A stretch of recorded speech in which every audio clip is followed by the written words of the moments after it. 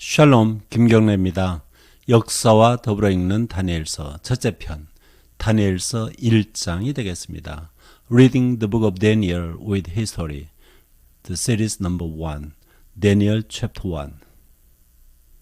이 비디오를 만드는 목적은 구약 성경 중에서 예언서 중에 하나로 알려진 다니엘서를 가급적 쉽게 하지만은 많은 역사적 자료와 또 원문을 통해서 설명을 해보고자 합니다. 첫 번째, 다니엘의 이름에 대해서 우리가 생각해 볼 필요가 있는데, 원문은 다니엘 이렇게 읽습니다. 다니엘이 아니고 다니엘 이런 발음이 되겠습니다. 히브리어도 아람어도 똑같습니다. 뜻은 여기 엘 하면 하나님이라는 뜻이 되겠고, 그 다음에 단 하면은 재판한다, 심판한다. 그래서 하나님은 나의 재판관 또는 하나님이 나를 판단하신다, 이렇게 번역할 수가 있겠고요. 그 다음에 이 이름은 어디에 등장하느냐 하면은 다니엘서에 대략 75회가량 나옵니다. 다니엘서는 이 히브리어로 기록된 부분도 있지만은 또 아람어로 기록된 부분이 또 있습니다. 구약 성경 중에서 아람어로 기록된 구절이 전체 268절이나 되는데 나머지는 다 물론 히브리어죠. 창세기 31장 47절에 두 단어가 나옵니다. 라반이 말한 단어죠. 그 다음에 예레미야 10장 11절에 갑자기 한 절이 아람어로 되어 있고요. 그 다음에 다니엘서 2장 4절부터 7장 28절 마지막 절이 되겠죠. 여기까지는 200절인데 아람어로 기록되어 있습니다. 물론 나머지 1장 1절부터 2장 3절 또 8장 1절부터 끝까지는 히브리어로 되어 있겠고요. 그 다음에 에스라서에도 67절이나 되는데 4장 8절에서 6장 18절 그 다음에 7장 12절에서 26절까지 아람어로 기록되어 있습니다. 그래서 이 다니엘 이 이름이 히브리어 부분에 다니엘서는 23번 나오고요. 아람어 부분에는 52회 이렇게 나옵니다. 그리고 나머지 이 다니엘, 우리 다니엘서의 주인공과 똑같은 인물로서 같은 이름이 아니고 단순히 똑같은 인물이 에스겔서에 3번 나오고 마태복음에 1번 언급되어 있습니다. 에스겔서 14장 14절, 20절, 28장 3절, 마태복음 24장 15절이 되겠습니다. 그 다니엘서 외에 나오는 경우를 보면은 에스겔서 14장 13절부터 읽으면은 인자야 가령 어떤 나라가 불법을 행하여 내게 범죄함으로 그다음에 기근을 내려 사람과 짐승을 그 나라에서 끊는다 하자. 비록 노아, 다니엘, 욥 이 세 사람이 거기에 있을지라도 그들은 자기의 공의로 자기의 생명만 건지리라. 에스겔은 다니엘하고 동시대 사람인데 이미 다니엘이 굉장히 유명한 사람이 된 것 같아요. 그래서 여기 노아는 옛사람이죠. 다니엘, 욥도 예전 사람이고 이 세 사람을 의인의 대표로서 이렇게 언급하고 있습니다. 16절에도 이 세 사람, 18절에도 이 세 사람, 20절에 비록 노아, 다니엘, 욥이 거기에 있을지라도 나의 삶을 두고 맹세하노니 그들도 자녀는 건지지 못하고 자기의 공의로 자기의 생명만 건지리라. 에스겔 시대 하나님이 굉장히 분노하신 거죠.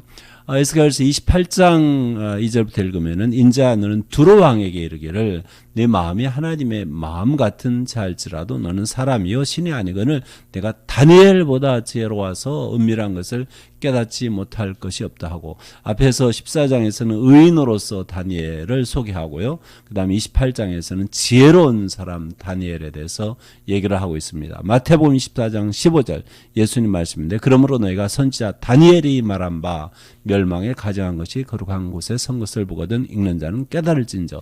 선지자로서 다니엘을 얘기하고 있습니다. 그래서 다니엘서 외 밖에 다니엘은 의인으로서 그 다음에 지혜로운 사람으로서 선지자로서 이렇게 소개되고 있습니다.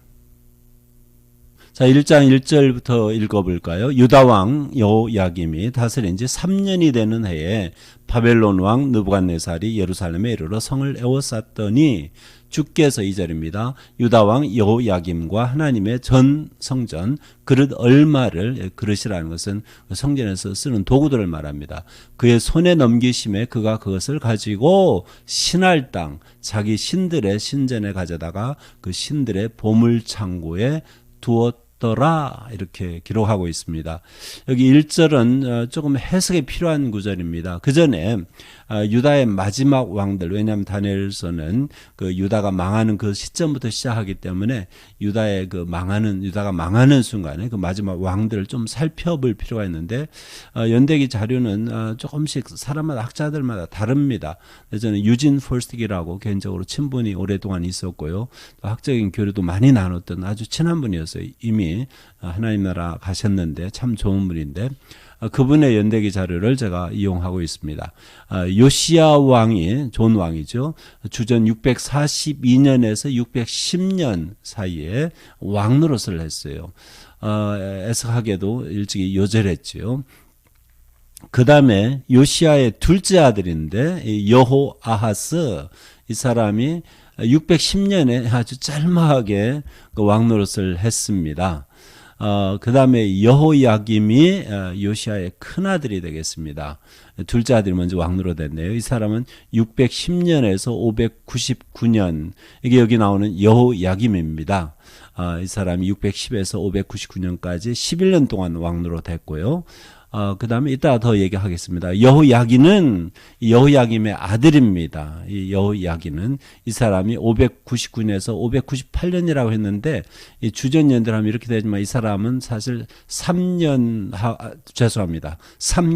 10일, 그러니까 한 100일 정도 되나요? 100일 정도밖에 왕노릇 한 사람이 아니에요. 이게 연말이 돼서 이게 599, 598로 이렇게 넘어갔는데 거의 11월, 12월경에 왕노릇 해가지고 한 2월 정도, 3, 4월에 끝나나요? 그렇게 돼요. 어쨌든 간에 이 사람은 뭐 100일 왕노릇 한 사람이고요.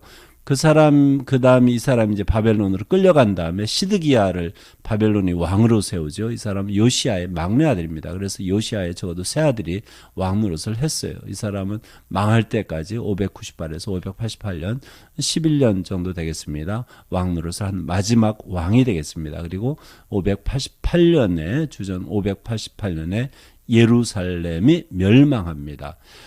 바벨론 왕, 여기 느부갓네살이 나오는데, 이때 바벨론을 영어로는 네오바벨로니안 킹, 네오바벨로니아 이렇게 얘기합니다. 신바벨론. 왜냐하면 그 전에 아시리아 이전에 또 옛날 구바벨론이 있거든요. 그래서 신바벨론, 성경에 나오는 바벨론은 뭐 대략 이 시대에 많이 나오는 것은 신바벨론이다 이렇게 생각하면 틀림없습니다. 느부갓네살이 가장 유명한 왕인데 이 사람 왕으로서는 주전 606년, 어떤 경우는 605년이라고 얘기하는데 606년이 맞는 것 같아요. 563년까지 왕노릇 했는데 그 전에 이제 태자로서, 왕자로서 이렇게 또 출전을 합니다. 자, 이게 바로 유다 마지막 왕들에 대한 간단한 연대기, 그 다음에 바벨론 왕 느부갓네살. 근데 여기 1절로 돌아가 설명이 필요합니다. 1장 1절에 유다왕 여호야김이 다스린 지 3년이 되는 해, 우리가 이 말을 보통 이제 이해하는 대로 말하면은 이제 왕이 돼가지고 3년째지요. 그런데 이렇게 해석을 하면은 문제가 있어요. 왜냐하면 이 느부갓네살이 유다 왕국을 친 것은 이 사람 3년 때 올라오지 않았어요. 그때는 왕도 안 됐어요. 자, 그럼 한번 볼까요? 역대하 36장 4절 5절에 이런 기록이 있습니다. 애굽 왕 느고가 중간을 뺐어요. 왕으로 삼고 한 사람의 이름이 있는데 그 사람 이름을 여호야김으로 고칩니다. 요시아의 아들이죠. 그의 이름을 고쳐 여호야김이라 하고 그의 형제 여호아스, 바로 동생인데 여호아스가 왕이었는데 애굽으로 잡아가요. 그럼 여호야김은 애굽의 꼭두각시입니다. 그리고 11년 동안 왕 노릇을 하는데, 그럼 이 사람이 11년 내내 애굽 말을 들었느냐?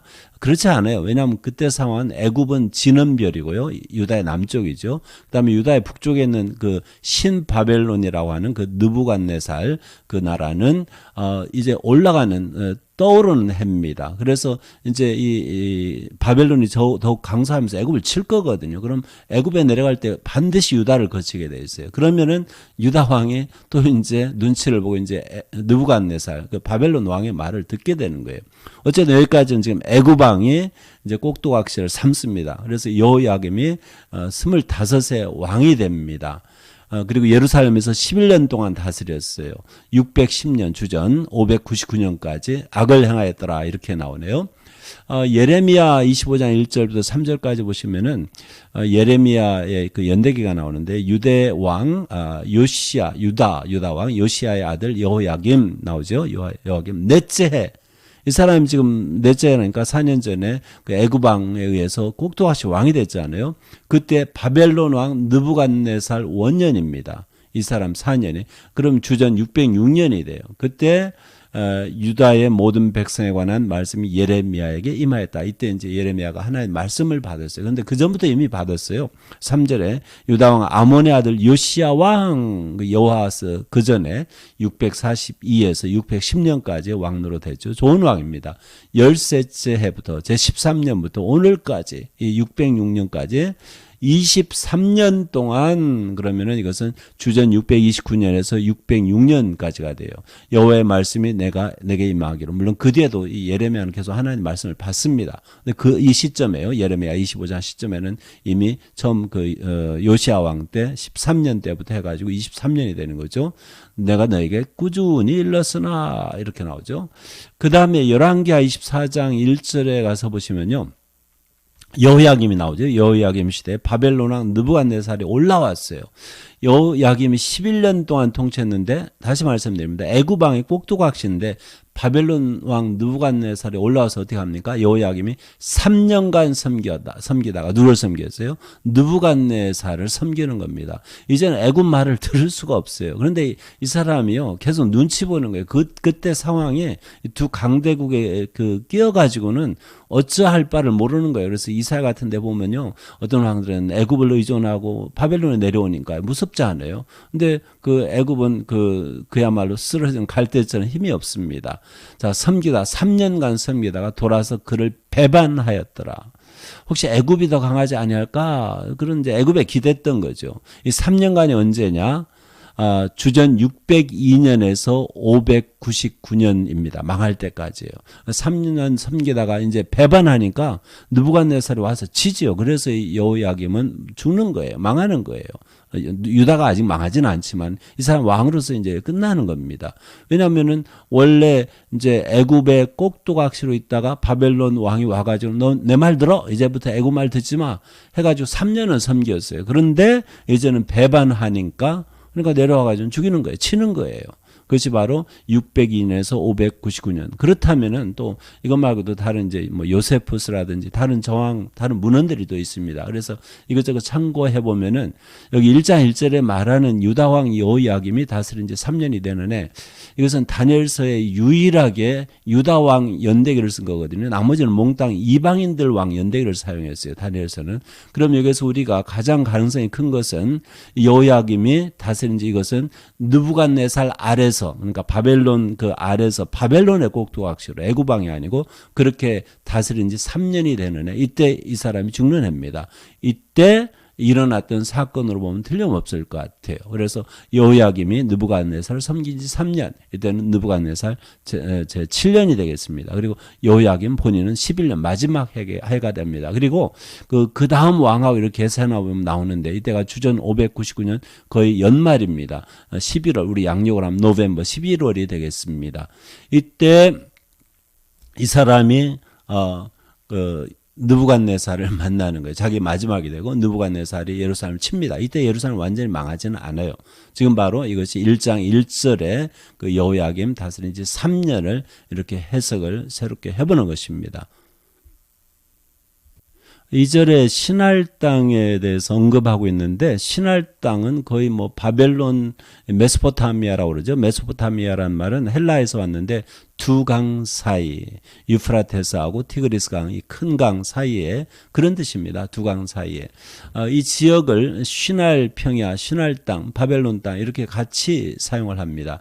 이것이 소위 말하는 신바벨론 제국의 영토인데 이집트까지 나중에는 점령해요. 지금 이것은 그 직전의 지도입니다. 어쨌든 굉장히 넓게 점령을 하는데 신할 땅 뭐 바벨은 창세기 10장 10절에 니므롯하고 연관된 거죠. 니므롯이 설립한 그러한 지역입니다. 그의 나라는 니므롯입니다. 신할 땅의 바벨과 에렉, 악갓, 갈레에서 시작되었으며 그다음에 창세기 11장 2절에 이에 그들이 동방으로 옮겨다가 신할 평지를 만나 거기 거류하며 바벨탑 산대입니다. 신할 땅을 메소포타미아 지역으로 이렇게 보면 되겠고 바벨론 포로로 끌려가는데 이때 이제 여호야김이 죽을 때에 예루살렘에서 바벨론 상당히 먼 거리가 되겠습니다. 아주 간단한 지도를 이렇게 애국까지 점령한 노란색으로 이렇게 해놨죠.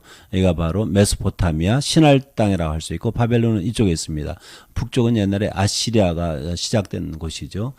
이 아시리아가 바벨론에 의해서 망했는데 신바벨론 이 느부갓네살이요 아시리아 땅을 다 점령하고 빼앗은 다음에 대대적인 그 공사를 해요. 건축을 합니다. 그래서 여러 궁궐들을 세우고 그러는데 벽돌을 많이 만들어내요. 그래서 벽돌에 심지어 자기 이름도 이렇게 박습니다. 이게 이제 벽돌 중에 하나인데 굉장히 많이 1400만 장 정도 구원했다고 하네요. 그 다음에 그 느부갓네살이 어떻게 생겼느냐? 대략 이런 식으로 생기지 않았겠는가 생각하면 맞을 겁니다. 그리고 바벨론성 일부가 이렇게 유해가 폐허가 이렇게 남아있잖아요.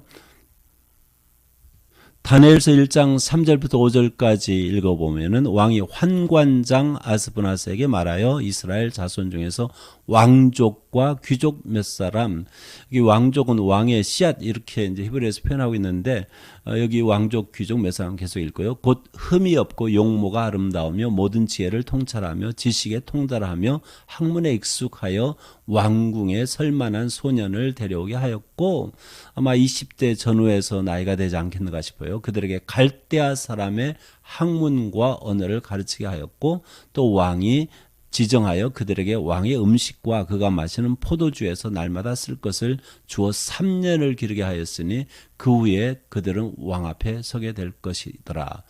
느부갓네살이 많은 민족, 많은 국가들을 점령했기 때문에 통찰하면 쉽지가 않거든요. 그럼 그 점령당한 그 지역 사람들을 잘 활용하면 되는 거예요. 그래서 그 사람들을 잘 훈련시켜가지고 이용하는 거죠. 그들을 통해서 통치하는 겁니다. 예전에 영국 제국도 그랬고 많이 그랬습니다. 자, 여기 왕족과 귀족이라고 그랬는데 이건 이제 옛날에 요시야 왕의 아들들이 이제 왕이 되잖아요. 그 전에도 히스기야, 그 전전 히스기야의 그 자녀들이 나중에 끌려가서 바벨론으로 끌려갈 그런 예언이 있었어요. 그게 히스기야 때인데 열왕기하 20장 16절부터 18절까지 보면은 이사야가 히스기야에게 주가서 17절 여호와의 말씀이 날이 이르르니 왕궁의 모든 것과 왕의 조상들이 오늘까지 쌓아두었던 것이 바벨론으로 옮긴 바 되고 히스기야가 좋은 참했거든요. 하나님께서 병도 고쳐주시고요. 그 다음에 아시라도 물리쳐주시고 또 아들도 낳고 그랬는데 교만해가지고요. 나중에 바벨론 사절단에게 다 안 보여줄 것도 다 보여줘요. 그래가지고 그때 하나님께서 이렇게 이사야 통해서 말씀하시는 거예요. 그 다음에 하나도 남지 아니할 것이 또 왕의 몸에서 날 아들 중에서 이게 바로 왕족입니다. 왕의 몸에서 날 아들들 중에서 사로잡혀 바벨론 왕궁의 환관이 되리라. 여기 환관이 되리라 그랬는데 환관은 사리스라고 히브리어로 말합니다. 구약성경에 45번 나오는데 꼭 영어로 유넉 그러잖아요. 헬라에서 왔는데 그 뜻만은 아니에요. 성경에 보면은 이 단어는 사리스는 군대 지휘관이라는 뜻도 있고요. 그 다음에 왕궁의 고급 관리, 좀 높은 관리라는 뜻도 있고요. 그런 뜻이 있어요. 반드시 무슨 장관일 수도 있고요. 반드시 환관만은 아니에요. 물론 이 경우에는 여기 다니엘서 1장 3절은 여기는 환관의 뜻도 있습니다. 환관일 가능성이 크지만은 다니엘이 환관이냐? 꼭 우리가 말하는 환관은 아닐 가능성도 큽니다. 그래서 관리, 장관, 이런 뜻이 있다는 것을 알아두시면 좋겠습니다. 자, 여기 이렇게 이 예언이 여기 이제 열왕기하에 기록되어 있고 이사야서 39장 5절부터 7절까지도 기록됐는데 예언이 성취된 거예요. 이 예언 때문에 다니엘이 포로로 끌려가 가지고는 이때가 주전 599년 연말입니다. 대략 11월 12월경 이때 에스겔도 같이 끌려갔다고 요세푸스의 그 유대인 고대 역사 책이 있잖아요. 거기에 기록이 되어 있습니다. 그래서 에스겔하고 다니엘은 그 포로 동창생이에요. 바벨론 포로 주전 599년 그리고 이때로부터 3개월 10일 100일 있다가 또 이제 여호야긴이 끌려갈 때 그 다음 왕이죠. 그때 이제 다른 무리들이 또 끌려갑니다. 그때 많은 사람들이 또 끌려가요. 자, 여기 3년 동안 뭘 가르치느냐? 이 유다의 왕족 귀족 그 출중한 청년들에게 갈대아 사람의 학문과 언어, 특별히 언어라고 그랬는데 갈대아 사람이란 것은 바벨론 사람들을 가리킬 때 이 단어를 많이 써요. 갈대아 사람들의 언어는 그 당시에는 보통 공식 언어가 있고요. 그 다음에 일상생활에서 많이 쓰는 그러한 언어가 좀 달랐어요. 그러니까 기록을 위해서 공식적으로 쓰는 언어는 에케리언, 아카드어라고 우리말로 하면 되겠습니까? 아카드어인데 이것도 셈조어입니다. 히브리어 아람어와 같은 셈조어고요. 그 당시에 이 셈조 아카디아는 그 설형 문자, 쐐기 문자라고 합니까? 큐네폼 스크립트 그것으로 썼는데 그 당시에 이미 내리막길에 있었습니다. 그리고 이제 일반 백성이 말하는 언어는 아람어인데 두 개가 뭐 그렇게 큰 차이는 안 나요. 조금 차이는 나지만 같은 셈족 언어입니다. 그래서 구어로는 많이 쓴 것이 아람어가 되겠고 그래서 이 다니엘서에 한 200절 가량이 아람어로 기록된 겁니다. 그 다음에 공식 기록을 위해서는 더 어려운 그 쐐기 문자, 서령 문자 아카드어를 사용을 했습니다. 그래서 이 다니엘이 아카드를 배운 거예요. 지금 현대 학자들 중에서 아카드를 하는 사람들이 있습니다. 갈대아 사람의 언어 그리고 그 학문을 이렇게 가르칩니다. 3년 동안. 3년은 뭐 599년 주전 599년 연말에 포로로 잡혀왔으니까요. 뭐 598년에 시작했다고 보면 거의 틀림없을 거예요. 그래서 주전 598년에서 595년까지 3년 동안 이 바벨론 전문 그 왕립 학교에서 교육을 받아요. 최고의 교육을 받고요. 최고의 음식으로 대접을 받을 수 있는 그러한 그 학교입니다. 아카드어, 쐐기 문자 또는 서령 문자라고 얘기했는데 이 아카드어로 기록된 점토판에 기록됩니다. 보통 그 아직 마르기 전에 기록을 해가지고 쐐기 모양으로 그걸 말리는데 그래서 엄청나게 많이 발견됐어요. 그래서 이 성경 말고도요. 성경에 기록한 내용들을 입증해주는 그러한 중요한 자료들을 우리가 많이 볼 수 있는데 느부갓네살 이름이 여기 적혀 있다고 그래요. 저는 아카드를 몰라요. 그리고 여기에는 또 느부갓네살이 어떻게 그 이집트 왕을 물리쳤는지 누구 그다음에 예루살렘을 어떻게 또 물리쳤는지 그런 기록이 여기에 있다고 합니다. 이런 것들을 발굴해 가지고 성경을 그 입증해 주는 그런 자료들이 되겠어요. 그 갈대아 사람의 언어 아카드. 다시 말씀드리면은 그 당시 기록 언어로는 이 쐐기 문자를 많이 썼지만은 이 문자는 이제 서서히 이제 없어져 가요. 그리고 안 씁니다. 이후로는. 이제 그때 이미 주전 6세기에는 거의 이제 내리막길이고 그다음에 일상 그 대화 구어로서는 아람어를 많이 사용하는데 어쨌든 다니엘은 이 쐐기 문자를 배워야만 했습니다. 자, 다니엘과 세 친구 얘기를 이제 해보겠습니다. 계속해서 6절. 그들 가운데는 유다 자손 곧 다니엘과 하나냐와 미사엘과 아사랴가 있었더니 환관장이 그들의 이름을 고쳐 다니엘은 벨드사살이라 하고 하나냐는 사드락이라 하고 미사엘은 메삭이라 하고 아사랴는 아벤느고라 하였더라. 유대인들이요 옛날도 그렇지만 오늘날까지요 이방인들 가운데 사는 것이 힘들어요. 특별히 전통적인 유대인들 그 유대 종교를 지키려고 하면요 거의 불가능합니다. 왜냐하면 음식 문제도 있고 여러 가지 문화적인 그 차이가 너무 나가지고요. 이방인들하고 섞어 산다는 것은 사실 생각을 못해요. 그래서 유대인 중에 종교적이면 종교적일수록 자기들끼리 삽니다.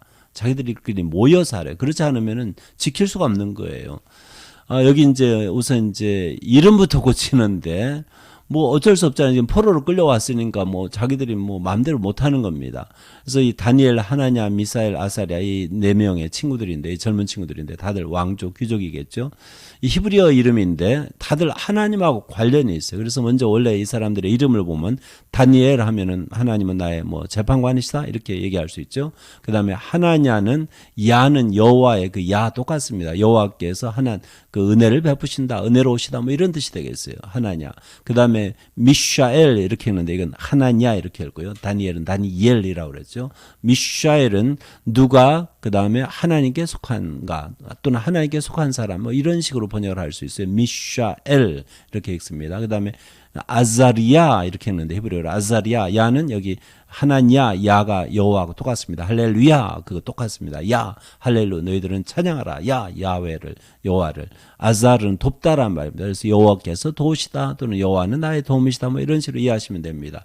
이런 좋은 그 여호와 하나님을 섬기는 그러한 이름, 엘 하나님, 야 이런 거잖아요. 여기도 엘이 2개 나오고요, 야가 2개 나오는데 이런 식으로 좋은 종교적인 상당히 경건한 그런 이름인데 이걸 다 몽땅 바벨론 종교에 이제 맞춰가지고 이제 바꿔버리는 거예요.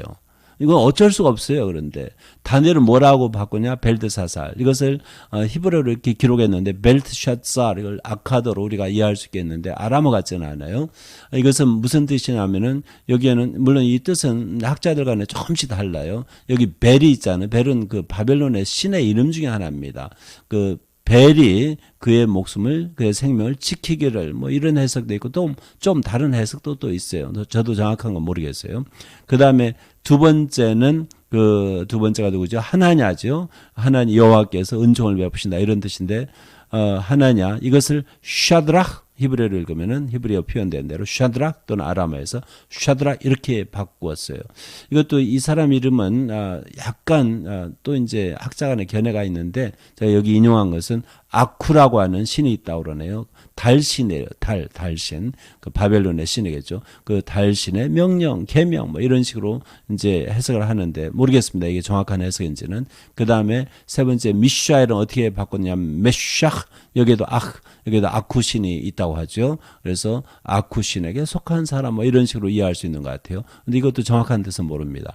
그다음에 아사리아는 어떻게 바꿨냐면 아벳네고 이것은 비교적 쉬워요. 이것은 아람어하고 아주 흡사합니다. 아벳 히브리하고도 흡사하고요. 아벳은 종이라는 뜻입니다. servant. 네고는 이 기멜, 그하고 부하고 이렇게 서로 바뀌거든요. 그래서 네보라는 신이 있어요. 그 네보의 종. 히브리어로 하면은 뭐 에벳 엘로힘 뭐 이런 식으로 하나님의 종 뭐 이런 식으로 할 수 있는 거죠. servant of 네보. 이런 식으로 자기들의 종교에 맞춰가지고 자기들의 신들의 이름을 집어넣어가지고 완전히 이 유다 사람들의 이름을 개명시킨 거예요. 이건 어쩔 수가 없어요. 그런데 어쨌든 이거 보세요. 그 종교를 자기 종교를 끝까지 어느 환경에서든지 지키려고 하면은 환경이 돕지를 않습니다. 다니엘과 그의 세 친구도 마찬가지예요. 유다 땅 예루살렘에서는 평안하게 자기 종교인 노릇을 할 수 있는데 유다 땅에서 이제 쫓겨나가지고 이제는 끌려가가지고 포로로 끌려가지고 바벨론에 가서 바벨론 더군다나 그 왕실 안에 왕립 학교에서 공부할 때는 전혀 그런 자유가 없는 거예요. 이런 가운데서 신앙을 지킨다는 것은 보통 용기가 아니면 되지가 않습니다. 두 번째 종교적 갈등은 이제 이름 말고 음식하고 관련된 건데 이것도 또 유대인들 또 이거 대단한 거예요. 유대인들 지금까지 그 카슈롯 히브리어로 그렇게 얘기하는데 영어로 코셔 이렇게 얘기하죠. 그 부정한 음식, 정한 음식 이거 뭐 보통 아는 것은 뭐 돼지고기 못 먹는 거로 얘기하는데 그것만이 아니에요. 복잡해요. 제대로 지키려면요 이방인들하고 같이 음식을 먹을 수가 없어요. 그럼 베드로 때도 마찬가지잖아요. 사도행전에 우리가 볼 수 있잖아요. 8절부터 다니엘은 뜻을 정하여 왕의 음식과 그가 마시는 포도주로 자기를 더럽히지 아니하리라. 사실 3년 동안 이 젊은이들 교육시키면서요. 왕이 먹는 음식을 주는다는 것은 최고의 대우입니다. 최고의 대우를 해주는 거예요. 자기 사람 만들려고. 그런데 다니엘은 뭐 새 친구도 마찬가지겠지만 뜻을 정하여 보세요. 우리가 예수님을 믿는 사람으로서 하나님을 섬기는 것은 그냥 감정으로 하면 안 돼요. 기분으로 하면 안 돼요. 뜻을 정해야만 해요. 왜냐하면 환경이 절대 우리의 신앙을 도와주지를 않습니다. 우리가 편하게 신앙생활하도록 놓아두지를 않아요. 그래서 뜻을 정해요. 뜻을 정하여 마음 결심해가지고는 우리가 주님을 섬기고 주님의 뜻대로 살아야만 해요. 쉽지가 않습니다. 지금 점점 시대가 그렇게 되는 것 같아요. 왕의 음식과 그가 마시는 포도주로 자기를 더럽히지 아니하리라. 더러운 음식 주느냐? 그건 아니죠. 여기 더럽다는 개념은 그 유대인들이 그 뭐 이스라엘 사람들이 율법에 의해서 정하냐 부정하냐 그런 종교적인 개념에서 정하다 부정하다 더럽다 깨끗하다 이런 뜻입니다. 음식 자체가 더럽다는 건 아니에요. 그렇다면은 왕의 음식 또 왕이 마시는 포도주가 뭐가 문제냐? 그냥 이것은 여기는 이방 나라잖아요. 우상을 섬기는 나라잖아요. 보통 이제 그 우상들에게 헌정한다 그러나 이렇게 바치는 식으로 그런 예를 먼저 취하고 그다음에 그 음식을 먹는 거예요.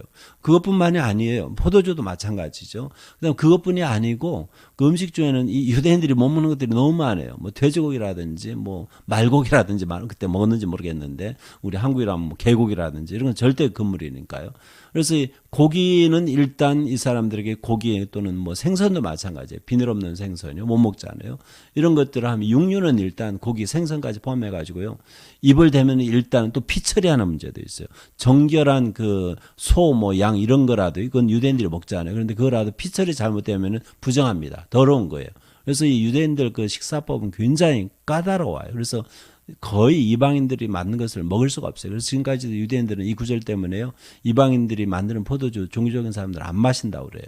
자, 그 다음에 자기를 더럽히지 아니하도록 환관장에 구합니다. 잘 설명을 했겠죠. 이 사람 이해할 바가 뭐겠어요. 바벨론 사람이. 9절에 하나님이 다니엘로 하여금 환관장에게 은혜와 긍휼을 얻게 하신지라. 환관장이 다니엘에게 이르되 내가 내 주 왕을 두려워하노라. 그가 너희 먹을 것과 너희 마실 것을 지정하셨거늘. 왕이 직접 지정하셨대요.